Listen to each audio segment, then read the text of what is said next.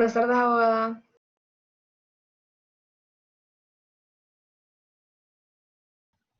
Buenas tardes, ¿qué tal? Hola abogada, buenas tardes. Hola Otto, ¿ya se matriculó? Ya. Qué Es que bueno, ocupaba 2, 3 días de descanso, un poquito más. qué bárbaro. ¿Qué tal está abogada? Todo bien, gracias a Dios. Amén, amén. ¿Qué tal las vacaciones? ¿Las disfrutó? Sí, bastante. Sí, igual, fui a la playa. Ah, fue, qué rico. Sí, ahí estuve como 5 días. ¿Y qué tal por ahí? Bien, tranquilo, o sea, sin salir de la casa en tela, solo piscina, playa y ya. Ah, bueno, pero Bien quemado, dime. qué nice. Sí, ocupaba esa Es vacación de cierto. 3 meses intentos de mercantil y procesal civil. Ay, Ocupado. sí. ¿Y usted lleva administrativo también? También ahí nos vamos a estar Ay, viendo. no, Otto. Qué Sí, ya, desgracia, Otto. sí, ya, solo pásenme ya.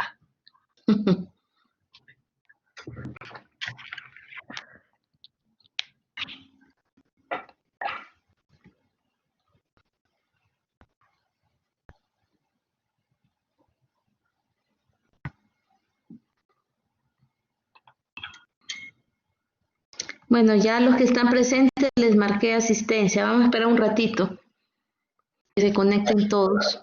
Y es que venimos saliendo de clase ahorita. Llevan clase a la 1. Sí, llevamos la práctica procesal administrativa. Esa es a las 3:40. Nivel 2. Entonces llevamos procesal civil 2, perdón. Ah, ok. Sí, esa, me equivoqué.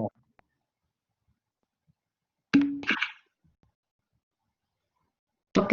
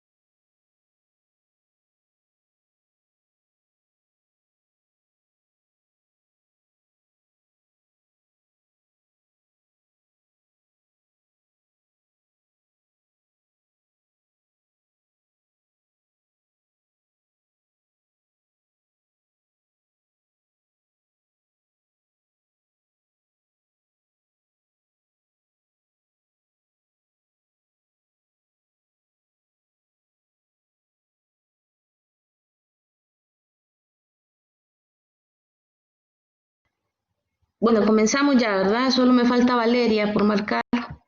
Hola, abogada, aquí estoy. Listo, Jaime ya está.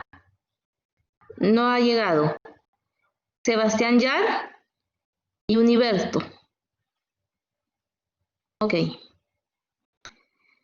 Bien, muchachos. Vamos a continuar con el tema. Ayer estábamos repasando, o bien, mejor dicho, dos temas importantes.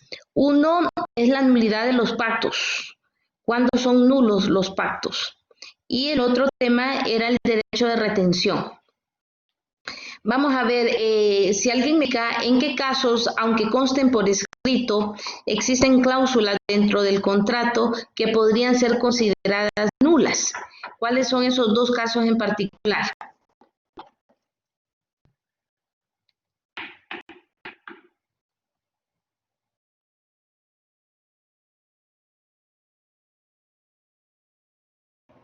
Cuando violen normas de orden público y la otra no la terminé de anotar, abogada. Cuando limite de antemano la responsabilidad de la empresa mercantil. Muy bien, tenemos esos dos casos, es decir, cuando se excluya o se limite la responsabilidad de la empresa mercantil, de su personal o de terceros que contraten el cumplimiento de su giro, y la segunda circunstancia es cuando estas cláusulas violenten normas de orden público. Y ayer hicimos varios ejemplos para poder comprender este artículo. Luego, otro de los temas de ayer es el derecho de retención. Vamos a ver en qué consiste el derecho de retención.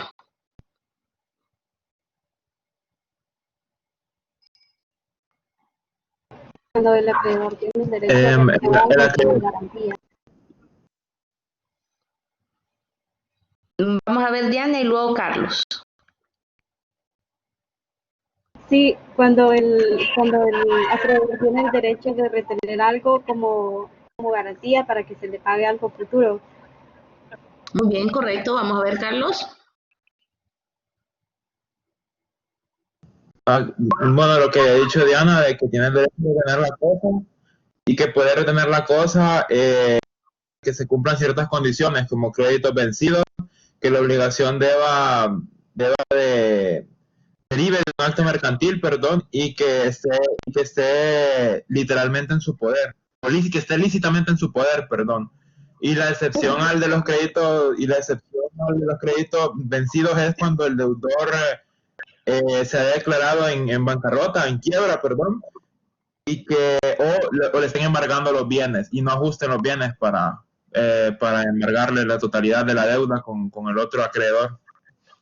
Muy bien, Carlos, correcto, muy bien. Y Diana también. Muy bien, Diana, la veo más participativa en este periodo. La felicito, siga con esa actitud. Muy bien.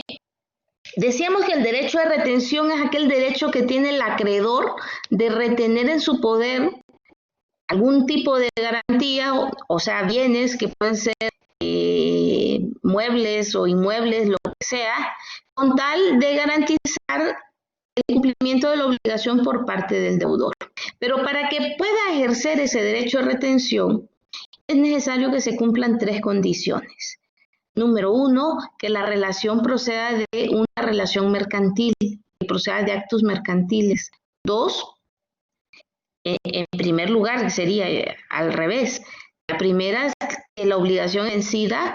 Dos, que proceda de una relación mercantil. Y tres, que se encuentre lícitamente en su poder.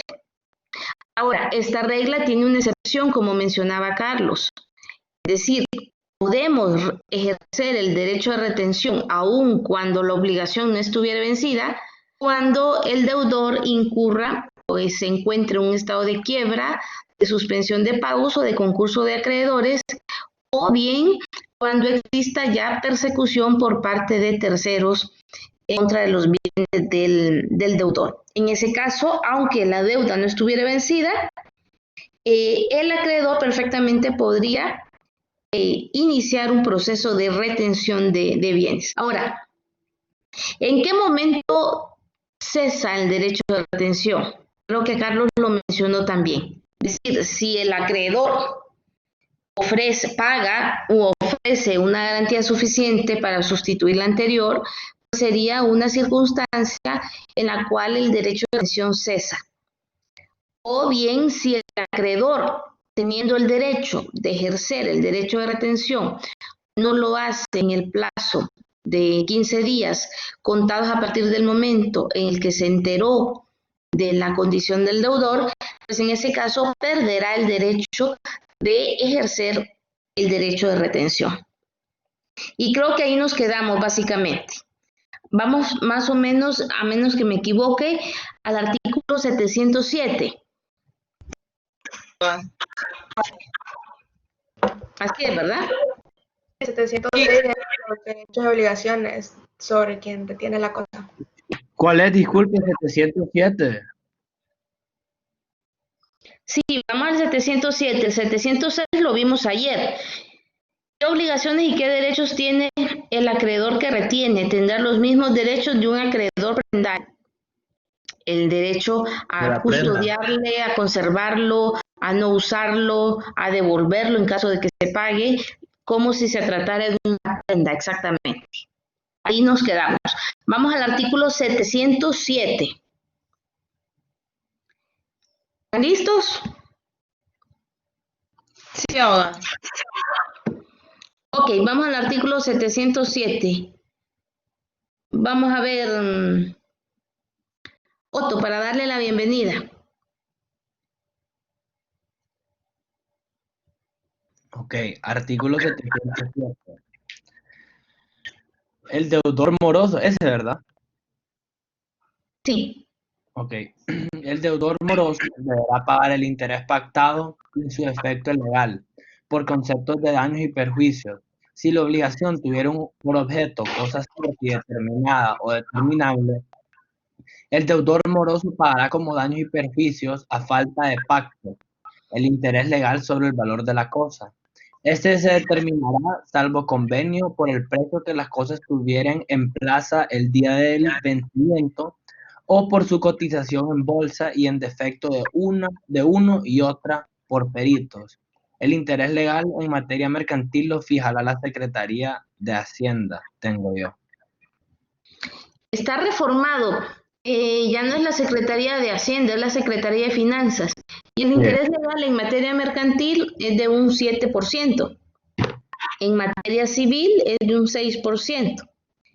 Ok, este artículo nos señala que en concepto de daños y perjuicios, el deudor que se encuentre en un estado de mora deberá pagar en concepto de daños y perjuicios el interés pactado.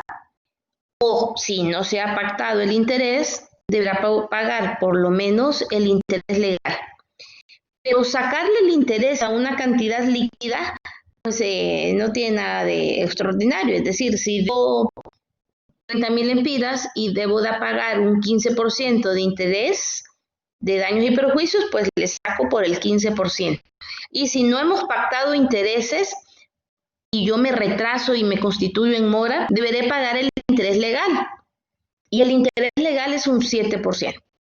Ahora, si lo que debo de pagar no es una cantidad de dinero líquida, sino una cosa, no puedo cargarle intereses a la cosa. Los únicos intereses que se pueden cargar es al efectivo. Entonces tendríamos que valorar la cosa de acuerdo al precio que tiene la cosa en el mercado para poder determinar el porcentaje de interés que deberíamos de cobrar en concepto de daño y perjuicios. ¿Me explico? Sí, abogada. Ok, vamos al 708. Vamos a ver, Florencia, 708.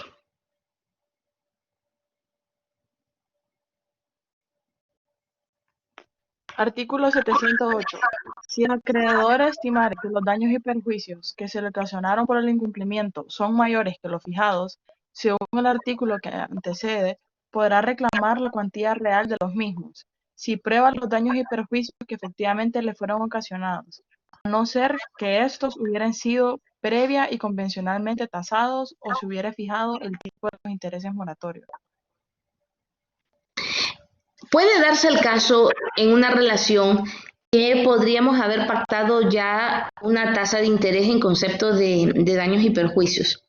Pero en la realidad, ese porcentaje de interés que pactamos inicialmente se queda corto en relación con los verdaderos daños y perjuicios que me pudo haber ocasionado el deudor. En ese caso, si puedo probar esos daños y perjuicios, perfectamente podríamos cobrar una tasa de interés mucho más alta en concepto de daños y perjuicios, siempre y cuando logremos probar los daños y perjuicios. ¿Me explico? Sí, abogada, pero verdad que, O sea, dentro del contrato se podría establecer un interés en caso de... Claro, Valeria, es decir, podemos pactar un interés y en caso de que no exista pacto de intereses, por lo menos deberíamos de cobrar el 7% de interés legal. Pero generalmente los contratos tienen una cláusula de interés moratorio. En caso de demora del deudor, se le cobrará un interés moratorio de tanto. Abogada, y si de casualidad alguien pone algo menor al 7%, es nulo, ¿verdad? No, no pasa nada, no es nulo. No, no es nulo. Ah, ok. No, no es nulo. Ok, vamos al siguiente. Artículo 700. 700, ¿dónde vamos? 9, sí. 709. Ok. Vamos al 709. Vamos a ver, Ángel Irías. Ok. Bueno, las deudas pecuniarias se cumplirán con moneda de curso legal en Honduras al tiempo del pago y por su valor nominal. Si la deuda se estipuló en moneda que posteriormente dejó de tener curso legal, se pagará con moneda que lo tenga hecha la conversión correspondiente. Las deudas en moneda extranjera se pagarán por su equivalente en moneda nacional, salvo que se hubiere insertado la cláusula de pago en efectivo o otra equivalente. Ok, ¿cree que lo puede explicar, Ángel? Pues creo que sí, simplemente habla que, o sea, si la deuda es con la moneda de, o sea, legal o del país, se tiene que pagar con esa misma moneda. Y si digamos que, creo que lo que explica aquí es que si la deuda fuera en dólares, debe ser pagada en dólares, o me equivoco. Correcto, es decir, podemos establecer en el contrato que el cumplimiento de la obligación se haga en dólares, pero con la salvedad que en el contrato debemos señalar que puede ser en dólares o su equivalente en lempiras. Pero a veces lo que queremos recibir son dólares y no lempiras. En ese caso tendríamos que agregar la cláusula que sería efectivo para que nos entreguen dólares y no lempiras.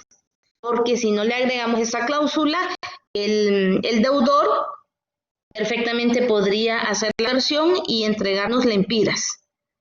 Pero si lo que queremos es recibir los dólares, tendríamos que agregarle la palabra de pago en efectivo.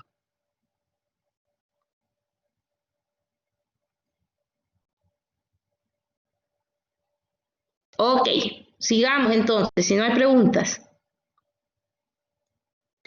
Vamos al Abogada, es que artículo... se cortó. Todo lo último se cortó. Se me cortó. Les decía, Sí. les decía que en los contratos podemos pactar el valor del contrato en dólares, pero siempre y cuando establezcamos que puede realizarse el pago en dólares o al cambio de acuerdo a la conversión señalada por el Banco Central de Honduras. Pero si en realidad lo que queremos recibir son dólares, tendríamos que agregarle la cláusula de pago en efectivo para que nos paguen dólares y no lempiras. ¿Me escucharon? sí, abogada. Sí, ahora sí, ahora. Ok. Bien, vamos ahora al artículo 710. Vamos a ver, Diana. Ok, dice, entre comerciantes es lícito el pacto de los intereses vencidos de Renken intereses. Bueno, en realidad, en materia mercantil, todas las obligaciones mercantiles pueden devengar interés sobre interés. Es decir, si hemos pactado que una deuda genere una tasa de interés de un 20% de interés moratorio, a ese interés moratorio le podríamos cargar otra tasa de interés. Por eso hablamos de interés sobre interés. A excepción de aquellos contratos derivados del contrato de tarjeta de crédito. En ese caso, ya la ley de tarjetas de crédito señala que las obligaciones derivadas de este contrato no pueden generar interés sobre interés. Solamente en el resto de las obligaciones mercantiles podríamos cobrar interés sobre interés.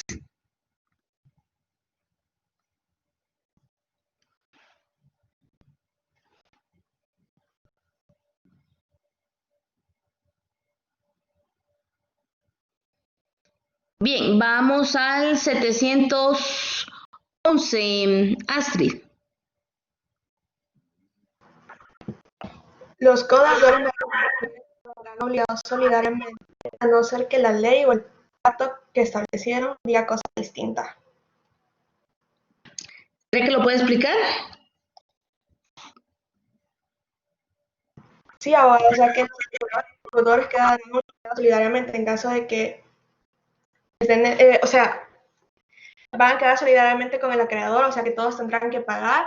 Y los casos en los que hará una excepción va a ser o cuando lo viola la ley o cuando entre ellos en su contrato pactaron que iban a cada uno a pagar su. Muy bien, correcto. Es decir, cuando hablamos que existen varias personas que son deudores, estamos hablando de una relación de codeudores. Y obviamente donde hay varios codeudores, la obligación se caracteriza por ser una obligación solidaria. Es decir, que cualquiera de los codeudores podría responder por la totalidad de la obligación, a menos que ellos hayan pactado algo diferente dentro del contrato o la ley en un caso particular establezca una cosa diferente. Pero en el resto de las relaciones, los codeudores tendrán una obligación solidaria para responder de las obligaciones.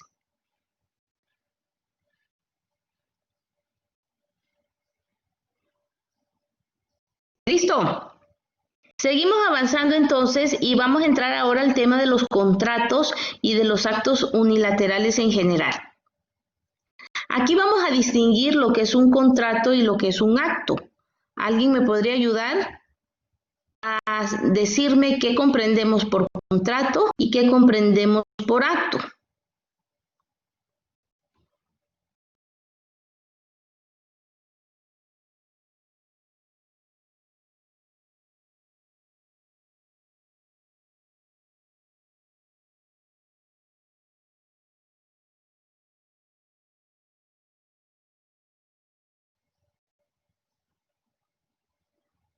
Vamos, vamos.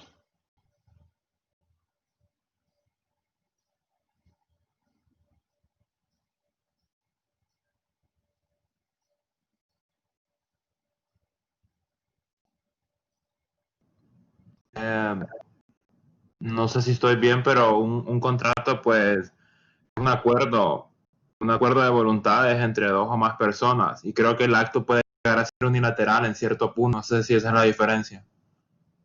Muy bien, Carlos, eso es. Es decir, el contrato es aquel acuerdo de voluntades. Existen dos voluntades. Ambas voluntades se ponen de acuerdo, existe un consentimiento. En cambio, el acto es la manifestación unilateral de la voluntad.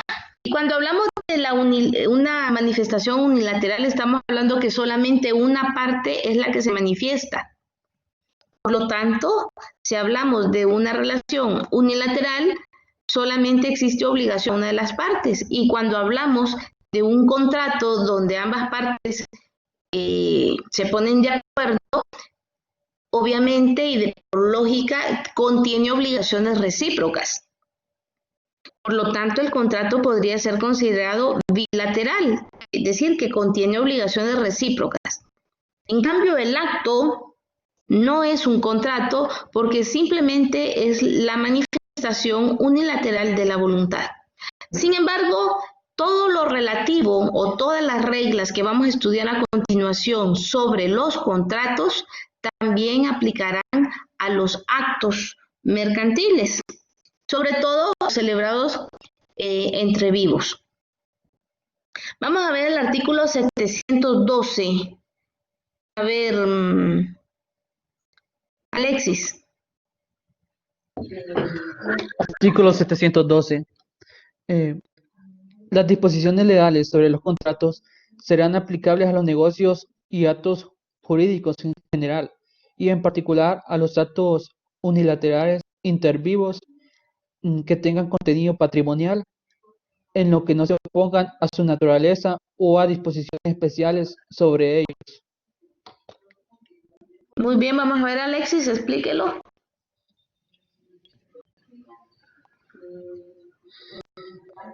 Prácticamente, lo que yo entiendo es que las disposiciones legales, o sea, las disposiciones del Código de Comercio serán aplicables a los contratos en general y en particular a los actos entre las personas vivas que tengan contenido patrimonial, o sea, contenido patrimonial como un carro o una casa, podría ser, creo. Bien, señalamos entonces que todo lo relativo a los contratos aplica a los actos unilaterales. Obviamente siempre que el acto unilateral tenga un contenido económico, porque recuerden que si estamos frente a un acto que no tiene contenido económico, pues no sería mercantil, podría ser civil. Recordemos que una de las obligaciones, o mejor dicho, una de las características de las obligaciones mercantiles es que deben ser esencialmente onerosas. Así que forzosamente, aunque se tratara de un acto unilateral, tendría que tener un contenido económico para ser considerado un acto unilateral inter vivos de carácter mercantil. Bien, vamos al artículo. Ok, vamos al artículo 713, Carlos Cobos.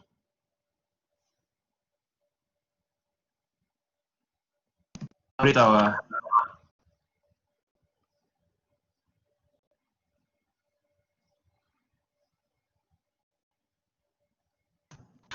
El artículo 713 dice que nadie puede ser obligado a contratar, sino cuando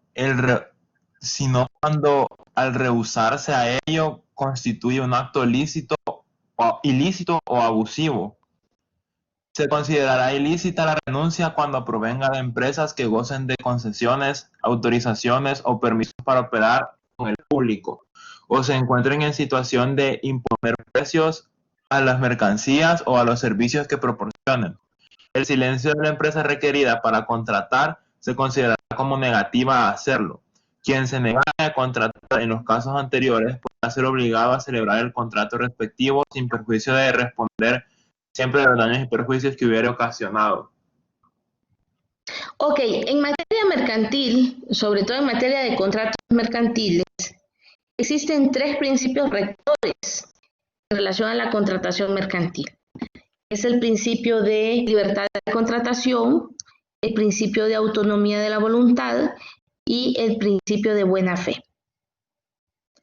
El principio de libertad de contratación es que los contratantes pueden contratar con quien quieran, nadie puede ser obligado a contratar con alguien. Eso es el principio de libertad de contratación.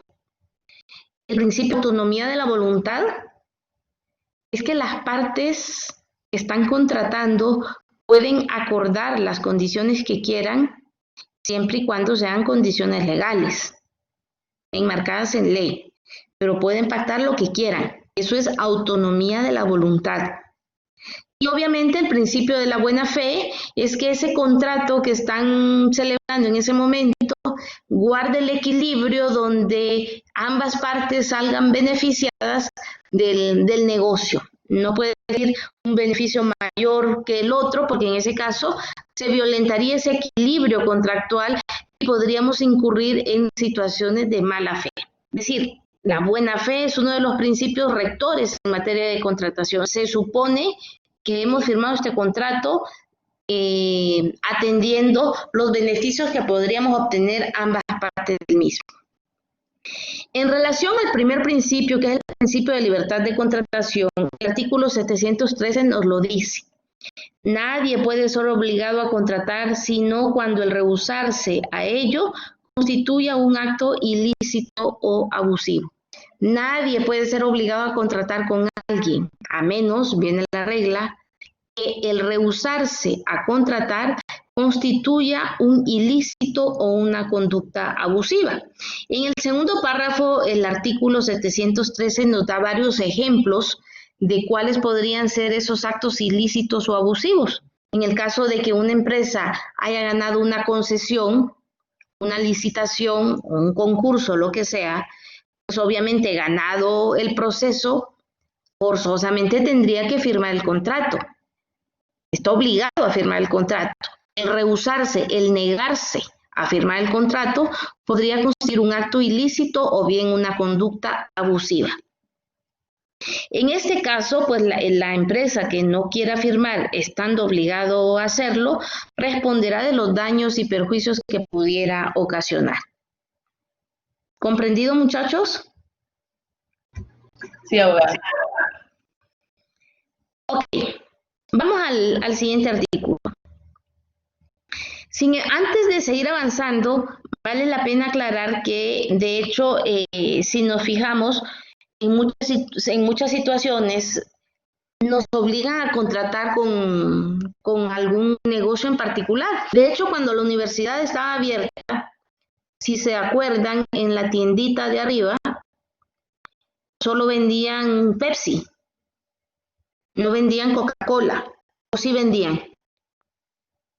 No, no vendían.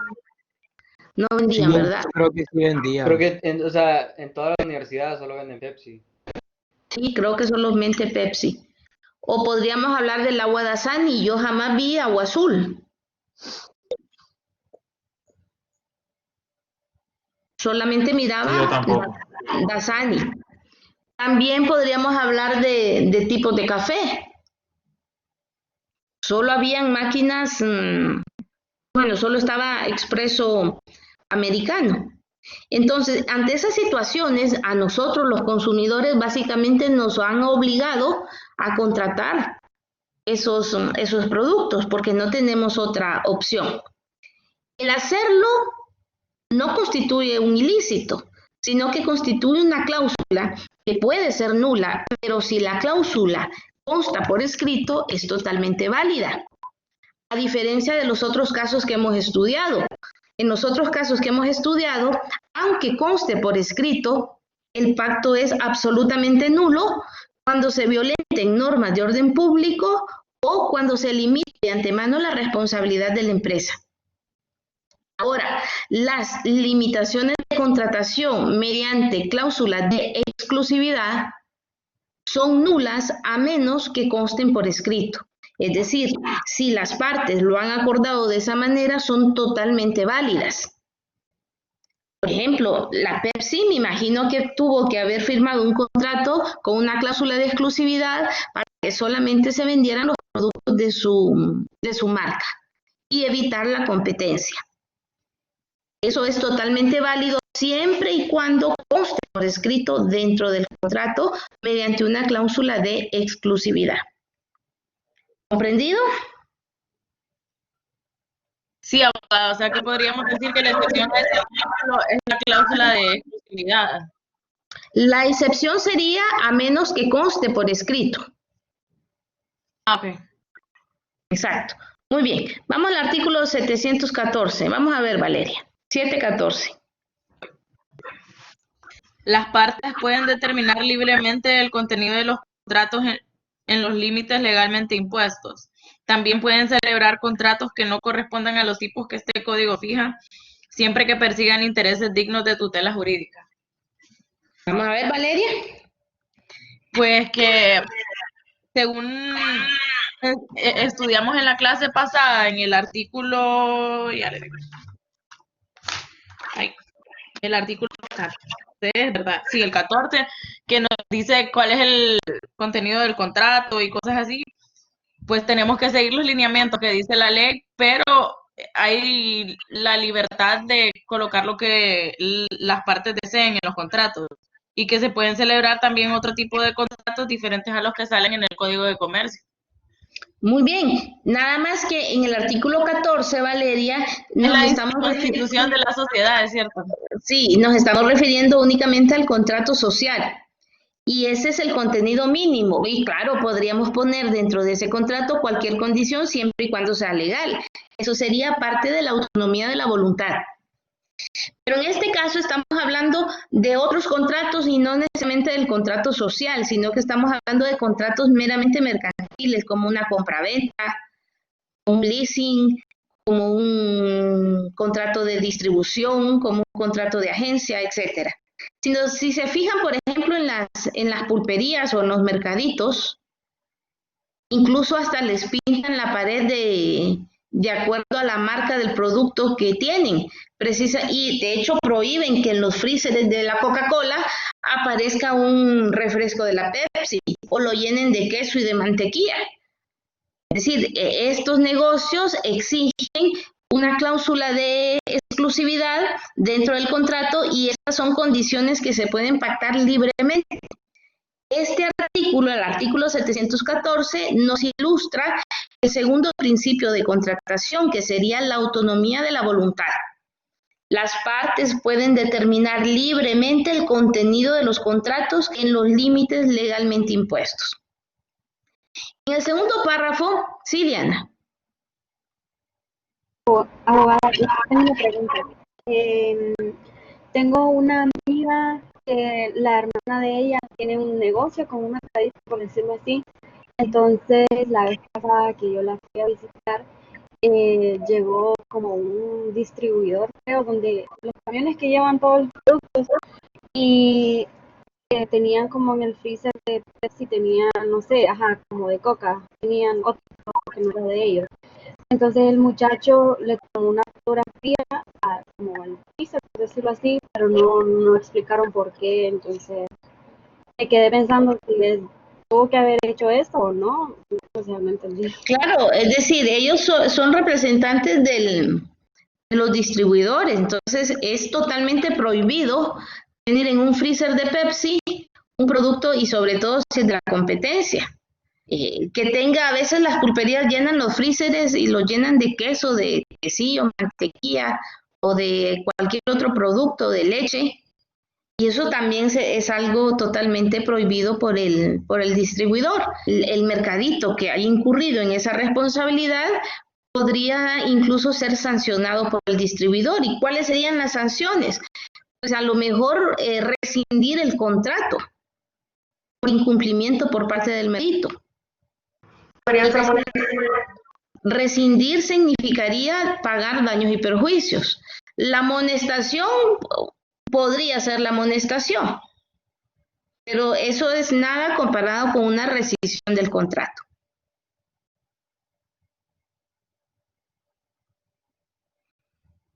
¿Ok?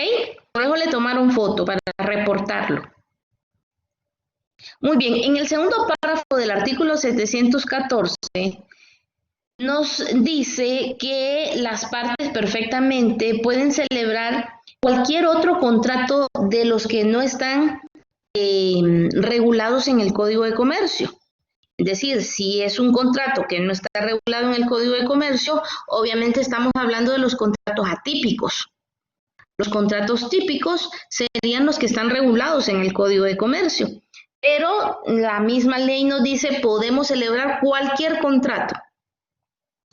Podemos inventarlo, podemos hacer una mezcla de contratos. Es lo que ustedes van a hacer en el segundo parcial. Pueden hacer una mezcla de contratos y el contrato será absolutamente válido. Podríamos considerarlo como un contrato atípico porque no está regulado por el código y por otro lado podría ser un contrato innominado porque no se le conoce con un nombre en particular. Muy bien, vamos al artículo 715. Vamos a ver, Astrid.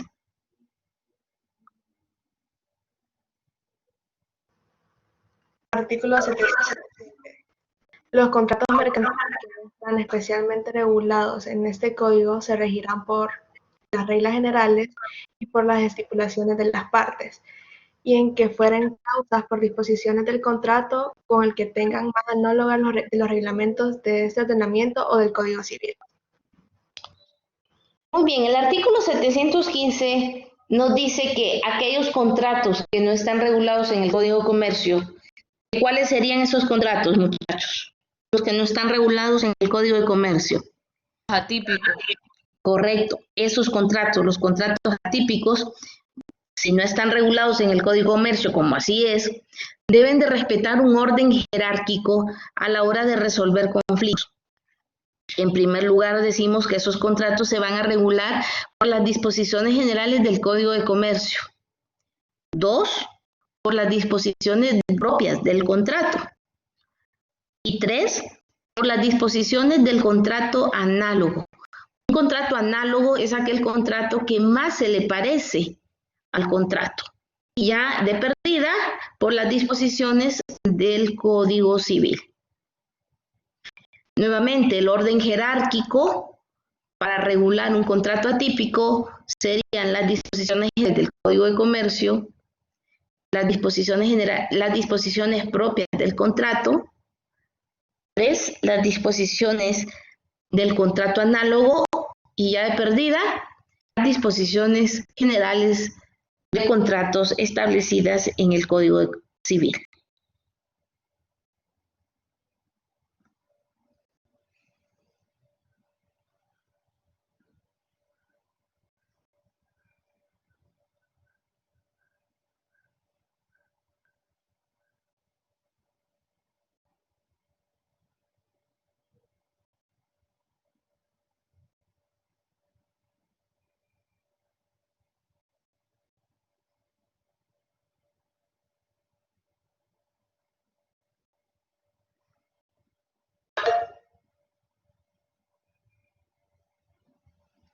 Sí, Carlos.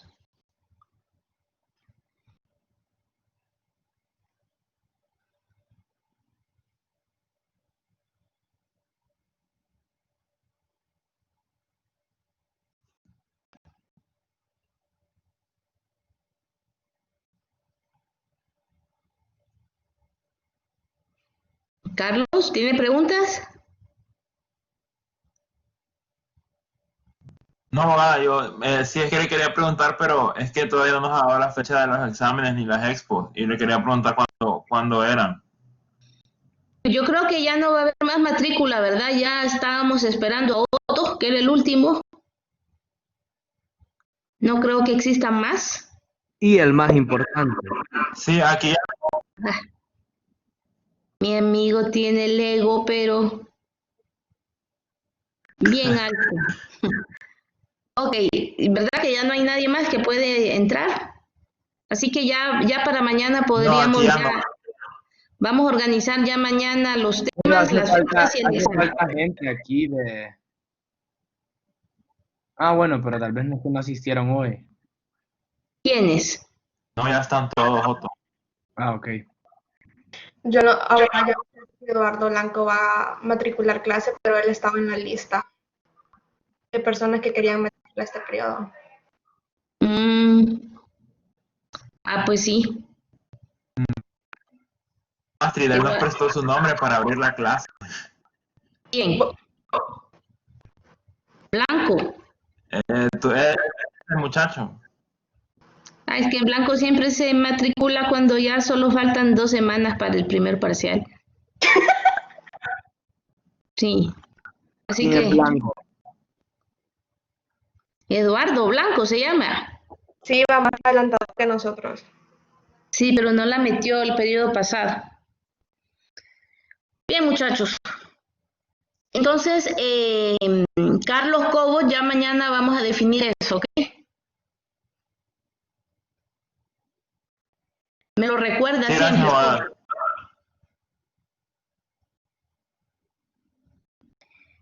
Bien, vamos al artículo 716. 716. Vamos a ver, Diana. Sí, abogada. Dice, salvo parte distinto, las clases de aceptación telegráfica se equiparán a las hechas por carta. No aplica en el futuro. ¿Cómo dice Valeria? Ya no aplica en el futuro. Dice. A las hechas por carta. No, pero fíjese que todavía... Telegráfica, abogada. Sí, todavía. Fíjese que estos son de los pocos artículos que, a pesar de que la tecnología ya es bastante arcaica, pero lo interesante es que nuestra legislación no cuenta con artículos que tengan una dosis de tecnología, a excepción de estos artículos arcaicos, ahí donde mira, aunque usted se ría del telégrafo, era un mecanismo de tecnología. Aunque ya no aplica, pero podríamos por analogía aplicarlo en el sentido de que cualquier aceptación, cualquier oferta, cualquier negocio que se dé utilizando algún medio tecnológico se entenderá, dependiendo del medio tecnológico, celebrado entre presentes o celebrado entre ausentes. Por ejemplo, si hablamos de un negocio celebrado mediante un correo electrónico, se entenderá que es un contrato celebrado entre ausentes y el momento de la perfección del contrato se dará en el momento en que el receptor acepte la oferta. ¿Y cuándo nos vamos a dar cuenta de que acepta? Pues cuando él conteste el correo electrónico aceptándolo y le dé clic. O bien, si estamos celebrando un contrato por medios tecnológicos de comunicación instantánea, como lo es el chat, pues básicamente podríamos considerar que ese contrato se celebra entre presentes. ¿Por qué? Porque en este artículo menciona por comunicación telefónica, es decir, se suponía que era una comunicación instantánea como lo que ahora tenemos en el chat. En ese sentido, el contrato se perfecciona en el mismo instante en que el receptor dice acepta, como si estuviera presente. Entonces, a pesar de que estos artículos podríamos reírnos de ellos, nos sirven grandemente. Incluso la Convención de Viena de 1980, que es la que regula el contrato de compraventa internacional de mercancía, señala que los contratos o la formación de estos contratos internacionales se hace por medio de la oferta y la aceptación, y el momento de la perfección se da cuando la aceptación es recibida por parte del oferente, es decir, cuando llega, o sea, cuando llega la carta, o podríamos decirlo cuando llegaba el telegrama. No sé, quizás en algún museo, yo todavía les voy a contar esta historia, aunque evidencie mi edad, todavía cuando era muy niña se usaban los telégrafos. Ustedes quizás conocían el telégrafo en museo, yo lo viví. Imagínense la edad que tengo. Y el telégrafo funcionaba que mandábamos un mensaje por clave Morse, el receptor lo recibía, lo transcribía en un papelito, mandaba a alguien corriendo a la puerta y dejaba el mensaje y cobraban por palabra. O sea, los mensajes tenían que ser muy, muy, muy cortos. Lo importante de eso es en qué momento se perfecciona el contrato. La respuesta es cuando llega la aceptación, ya sea por un medio escrito o ya sea por un medio tecnológico de comunicación instantánea. No sé si me explico. Sí, abogada. Ok, otra cosa importante de este artículo, que creo que Valeria lo comentó los primeros días, es que uno de los elementos indispensables del contrato es el consentimiento. ¿Sí o no? Entonces la aceptación que se menciona en estos artículos es como hablar del consentimiento, pues. Exactamente, Valeria, correctísimo, eso es. Es decir, cuando hablamos de oferta y de la aceptación, estamos hablando del consentimiento. Es decir, ¿cuándo se da el consentimiento? Cuando se da la aceptación. ¿Qué es el consentimiento? La fusión entre una oferta y una aceptación. ¿En qué momento se perfecciona el contrato? Cuando se da el consentimiento. ¿Y cuándo se da el consentimiento? Cuando se acepta la oferta. Entonces, en realidad estos artículos de los cuales Valeria se estaba riendo, porque hablaba del telégrafo, de todos estos mecanismos, como Valeria ahora puro chat, puro Skype y conferencias por Zoom, y que en 1950 iban a imaginar que íbamos a tener estos mecanismos de comunicación. A pesar de eso, estos artículos nos sirven grandemente en el sentido de determinar el momento en el que se perfecciona un contrato. Ahora, yo pregunto, y de hecho siempre se los he enfatizado, ¿por qué es importante determinar el momento de la perfección del contrato?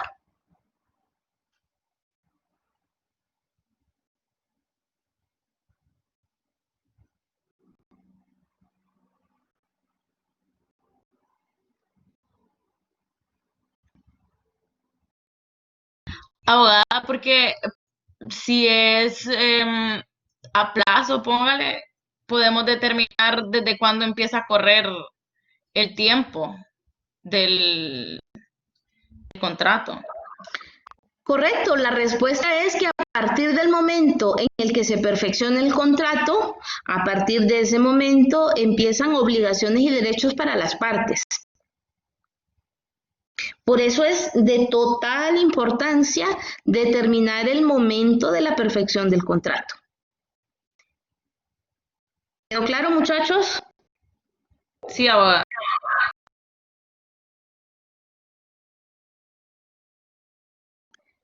Bien, vamos a leer el 718, que básicamente es lo mismo que hemos estado hablando. Vamos a ver, Alexis. Voy. Si un comerciante se ha obligado a mantener en firme una oferta por tiempo determinado, no podrá revocarla válidamente. La muerte o incapacidad superveniente del comerciante no privan de eficacia a la oferta hecha sin fijación de plazo, a no ser que resulte lo contrario de la naturaleza del negocio o de sus circunstancias. Básicamente en este artículo estamos hablando de las características de la oferta, cómo debe ser la oferta, qué características debe de contener la oferta. Hemos aprendido, es un principio, que la oferta para que produzca sus efectos debe de tener la intención de quererse obligar. Eso es una buena oferta. Una buena oferta es aquella que tiene todos los elementos necesarios que evidencien una verdadera intención por parte del oferente de quererse obligar. Por ejemplo, si yo le digo a Carlos Cobos, Carlos, le vendo mi carro, esa es una oferta mala. ¿Por qué? Porque no tiene los elementos necesarios que evidencien que yo en realidad quiero comprometerme a vender el carro. Una verdadera oferta debe de contener todos los elementos necesarios. Por ejemplo, Carlos, le vendo mi carro, marca Toyota, año 2000, full mix, el precio es este, rines de lujo, llantas nuevas, qué sé yo. Ahí estoy dando muchos elementos, estoy dando mucho detalle de la oferta. Y esa oferta se puede considerar que es una buena oferta porque en realidad evidencia mi intención de quererme obligar. ¿Me explico? Es como que nos encontremos a un amigo después de la pandemia, lo saludemos muy emocionados y le digamos, hola, qué gusto verte. A ver qué día de estos nos vamos a tomar un café. Sí, hombre, solo llámame y vamos. ¿Ustedes creen que ese saludo en verdad contenga una intención de tomar un café con el amigo? No. De hecho, creo que todos lo practicamos, yo soy una de ellas. A ver qué día nos tomamos un café, claro. Claro que nunca. En cambio, si yo le digo a Valeria, Valeria, qué gusto verla. Nos tomamos un café mañana a las 3 de la tarde en el lugar tal. Ahí estamos hablando de una verdadera oferta, una verdadera intención de quererse obligar. ¿Me explico? Sí, abogada. Ahora, otro de los rasgos característicos de la oferta es que la oferta perfectamente puede ser una oferta revocable o puede convertirse en una oferta irrevocable. Por ejemplo, una oferta que tiene plazo se supone que es irrevocable durante el plazo. Vencido el plazo, la oferta ya no tiene sentido. Si nos fijamos en los anuncios publicitarios donde nos anuncian ofertas, por ejemplo, Supermercado La Colonia ponen ofertas ciertos productos generalmente desde el día viernes hasta el día lunes. Y dicen, las ofertas o los descuentos aplican de fecha tal hasta la fecha tal. Ahí estamos hablando de una oferta que se vuelve irrevocable durante ese plazo, pero vencido el plazo, la oferta ya no tiene validez. Ahora, si encontramos una oferta donde dice, ponemos en descuento tales y cuales artículos sin establecer un plazo, la oferta puede ser puede ser revocable en cualquier momento. ¿Entendido? Sí, abogado. Ahora, lo mismo sucede con el tema de la aceptación. La aceptación puede ser una aceptación irrevocable o podría ser una aceptación revocable. Veamos el artículo, vamos a ver, Carlos Cobos, el artículo 719.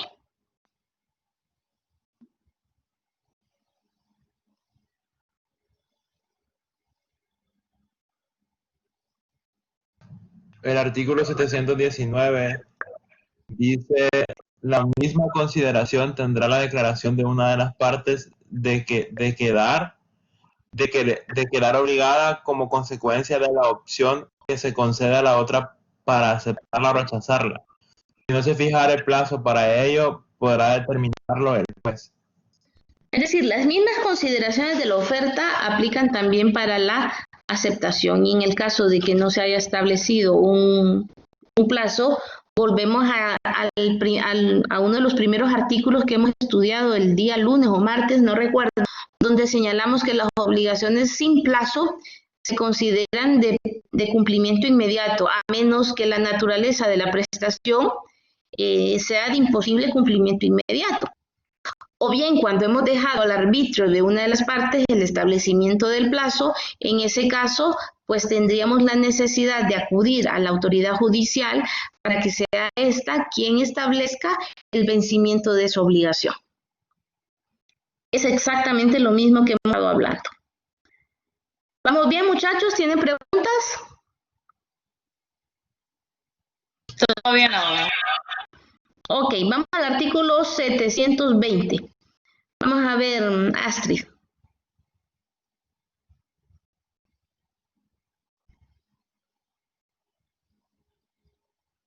Abogada, ¿me escucha? Ahora sí.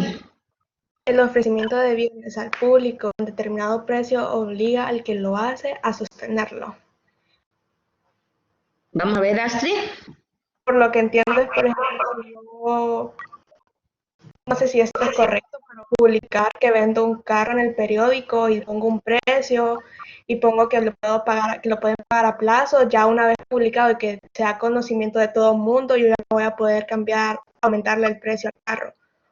Correcto.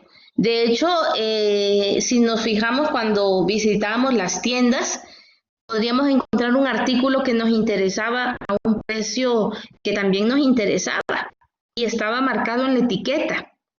Pero a la hora de que lo vamos a pagar a la caja, resulta que nos marcan otro precio. Y la cajera se niega a darme el precio marcado en la etiqueta. ¿Por qué? Porque dice que en el sistema se refleja otro precio. ¿Cuál será el precio que obligatoriamente tendría que ofrecerme?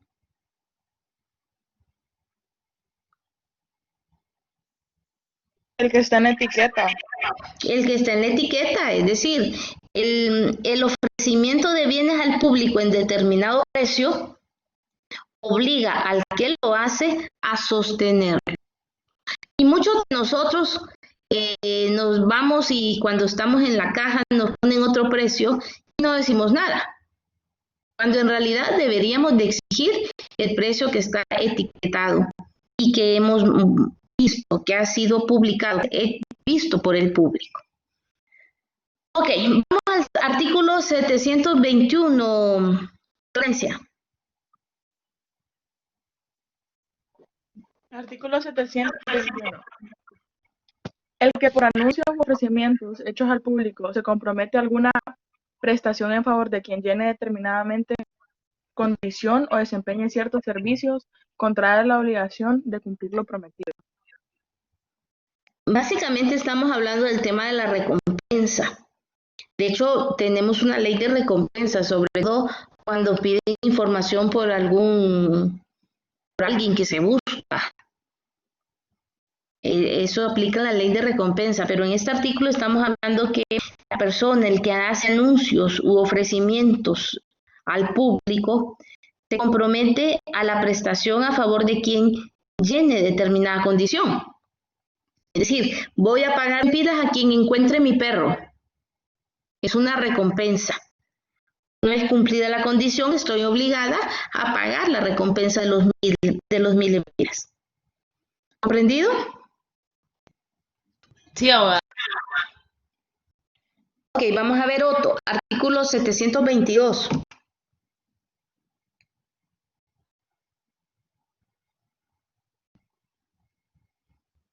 Artículo 722. Si fueran varias las personas que ejecutaron el servicio pedido o llenaran la condición señalada, podrá exigir la recompensa. El que primero ejecutara el servicio o llenara la condición, si ello se realizara simultáneamente por varios, se repartirá la recompensa por partes iguales, y si ésta no fuera divisible, se sorteará entre los interesados. Este artículo yo siempre para que se me quede, para grabarlo, para comprenderlo, hago una comparación con estos programas donde se cumple con determinada prestación y nos da premio. Por ejemplo, si quien cumpla con la prestación, el primero que cumpla, a él se le dará el premio. Pero si 2 personas o más simultáneamente cumplen con la prestación y el premio admite división, se podrá repartir entre ellos. Ahora, si son varios los que han cumplido con la prestación simultáneamente, pero el premio no puede ser dividido, en ese caso el premio deberá ser sorteado entre las personas que cumplieron con la prestación. ¿Ok, muchachos? Sí, abogada. Ok, vamos a ver ya por finalizar unos cuantos artículos más. A menos que tengan preguntas. ¿Alguien tiene preguntas sobre lo visto hasta el momento? ¿No? Bien, avanzamos entonces. Artículo 720. Sí, dígame, Carlos. ¿Puedes repetir lo de ese último artículo? Lo que explicó el sorteo. Ok, sí. En este artículo lo que se nos dice es de qué manera podemos resolver algún conflicto que podría darse cuando varios participantes del concurso cumplen con la prestación. Por ejemplo, no sé si en algún momento ustedes vieron Sábado Gigante. Sí. O sea, como X0 da dinero, ¿verdad? ¿Cómo dice Valeria? Como X0 da dinero. Como X0 da dinero, correcto, sí. ¿Otto? Yo miraba Sábado Gigante. Correcto. Si nos fijamos en el Chacal de la Trompeta, Los chacales. pasaban varios a cantar y elegían a los que mejor cantaban. Obviamente no se le podría dar el premio a todos los que mejor cantaban. Así que el premio se sorteaba de acuerdo a la intensidad de los aplausos. Igual en este artículo, si hay una de las personas, si solamente uno de los cantores cantaba bien, pues él se ganaba el premio. Si habían varios cantores que cantaban bien y el premio era en dinero en efectivo, pues podríamos haber dividido el premio entre los que mejor cantaban. Pero si varios cantores cantaban muy bien y el premio era un carro, pues el carro no lo podríamos dividir entre los que mejor cantaban. Así que tendríamos que sortear entre los que han cumplido con la prestación para ver cuál de ellos se le podría dar el premio.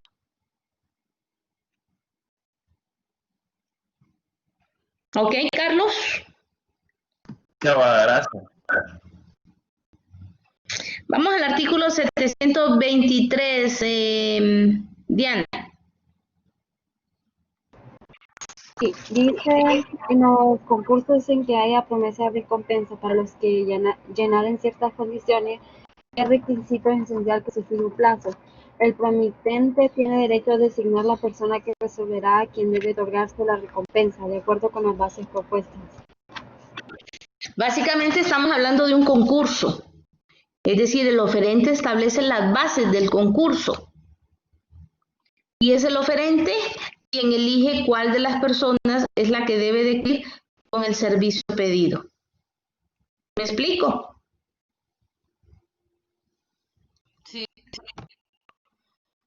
Ok, uno más y nos vamos, muchachos. Vamos al artículo 724. Vamos a ver, Ángel Irías.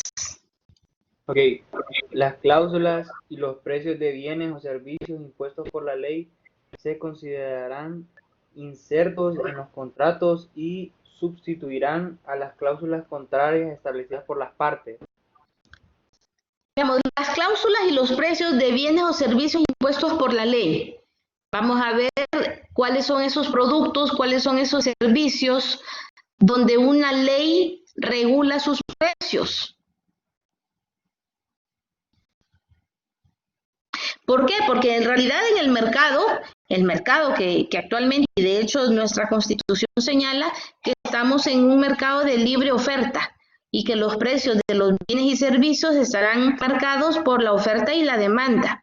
Sin embargo, también en nuestro ordenamiento jurídico encontramos leyes que regulan el precio de determinados bienes o servicios. ¿Quién me quiere dar un ejemplo? La canasta básica podría ser uno. Muy O la bien, energía eléctrica.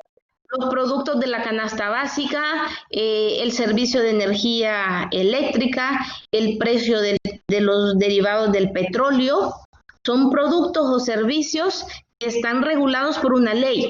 Es decir, cualquier cláusula introducida en un contrato estableciendo un precio distinto al regulado por la ley se entenderá como nulo y esa cláusula será sustituida por el precio establecido en la ley.